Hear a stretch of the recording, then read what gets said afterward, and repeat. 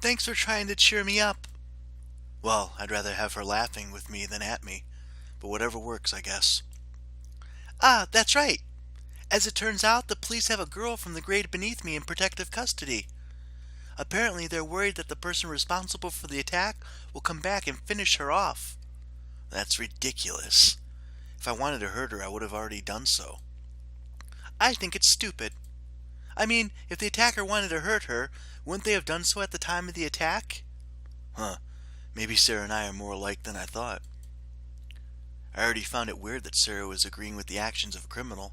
Now she's thinking like one too? I can understand the two of us sharing similar thought patterns. We're twins after all, and we've lived together our entire lives. But when it comes to topics like crime, honestly, this is the first time I've ever seen Sarah actually get excited over assault and murder.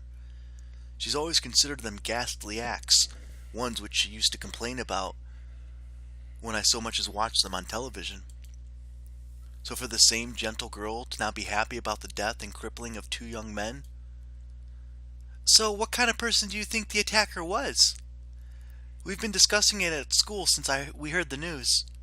Do you think it was just a coincidence, or the attacker was after those two from the beginning? I wish. If that were the case, I probably would have done a better job. I'm not sure. Aw, don't be afraid to be wrong. Come on, what do you think? Was the attacker just another criminal, or was it a vigilante? A vigilante? Now that's an interesting take on the matter. I don't regret my actions, not in the slightest. But while I don't feel bad about what I did, I can't bring myself to feel particularly good about it either. The branding of a vigilante, however. If people think of my actions as those of a vigilante, then isn't that confirmation that others see my actions as justified? Well, they didn't find any fingerprints or anything, right? I mean, if the attack was spontaneous, the chances are they would have been caught. I really don't think it was just a random criminal. Sarah mulled over my argument for a second before nodding her head in agreement. As expected of my brother, you arrived at the same conclusion I did. Phew, glad to hear it. Sometimes I'm really not sure whether or not I've subscribed to the same reason and logic as everybody else, so it's nice to get confirmation that my conclusion made sense.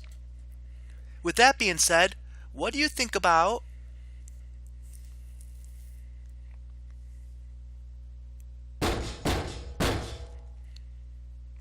Come in. Good evening. Good evening, Sai. Wait, it's evening already? Huh, you really should go outside once in a while, you know? And ruin my perfect complexion? Moving along, I have information I think you should hear. Have you been watching or reading the news at all? The news? Why would I do that? Half of it's fabricated, and the rest is just plain boring. Usually I'd agree with you, but today? What is it? Let's just say I have my eyes on someone who I think would be perfect for our upcoming operation.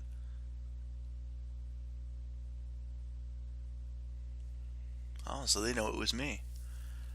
As Sarah's fascination with the vigilante at large deepened, and our discussion spanned a greater portion of our night than anticipated, Sarah and I soon found ourselves eating dinner while watching a news recap of the very event that we'd been discussing.